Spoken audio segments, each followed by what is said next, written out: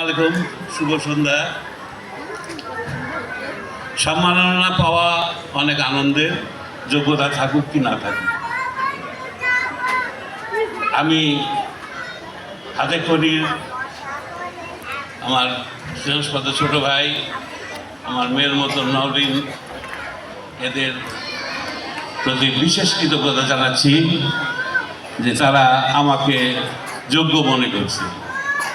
তো আমার 72 সাল থেকে আমরা নাটকে জড়িত হই। সাইটেশন আপনারা শুনলেন যে নওগাঁয় তখন একমাত্র কিছু ছিল, নওগাঁ সমন্বয় নাট্যগোষ্ঠী নামে আমরা কয়েকজন বন্ধুবান্ধব মিলে একটা প্রতিষ্ঠান তৈরি করি।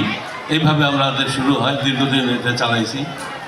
তো আমি অন্য আর কিছু বলবো না।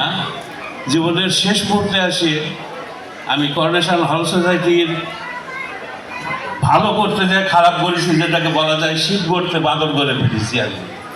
এখন আমার চেষ্টা থাকবে যে এই বাদরটাকে কী করে আবার শীত করা যায়। আগামীতে এটা করে আমি আমার ব্যর্থতাটাকে কিছুটা হলেও বোঝার চেষ্টা করব। কারণ করোনেশন হল সোসাইটি নওগাঁ মাদার সংঘ অর্গানাইজেশন, এটাকে কেন্দ্র করেই নওগাঁতে সাংস্কৃতিক বিকাশ হতো বা হয়েছে। এটাকে কিছুটা ছিল কনজারভেটিভ ছিল আগে, পরবর্তীকালে আমাদের সময় সেটাকে উন্মুক্ত করে দিয়েছিলাম। তো যাই হোক, আমি আমার এই ব্যর্থতার জন্য এই সাংস্কৃতিক জগতের সবার কাছে আমি মাপ চাচ্ছি। আমি চেষ্টা করব যাতে এই জিনিসটাকে আবার আমি সঠিক পথে নিয়ে আসতে পারি ব্যর্থ থাকতে থেকে। এই আর কি, আর কিছু বলার নেই আমার। সবাই ভালো থাকবেন, সুস্থ থাকবেন, আমার জন্য দোয়া করবেন, আমিও আপনাদের জন্য দোয়া করব। ধন্যবাদ সবাইকে। কৃতজ্ঞতা আঙ্কেলকে। এ পর্যায়ে